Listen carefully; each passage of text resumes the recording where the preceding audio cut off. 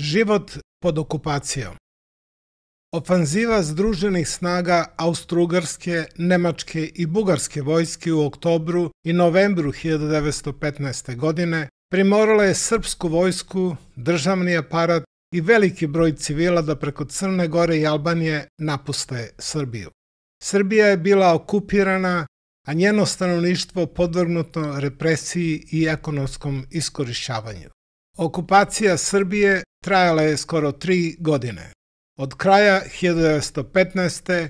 do oktobra 1918. godine. Zemlja je bila podeljena u 2 okupacione zone, istočnu, koju su kontrolisali Bugari, i zapadnu, kojom je upravljala Austro-Ugarska. Bila su zabranjena sva srpska nacionalna obeležja i upotreba ćirilice.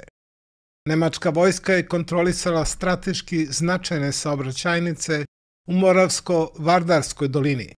Veliki broj vojnika i civila bio je poslat u logore u Nemačkoj, Austro-Ugarskoj i Bugarskoj. Da se ne zaboravi.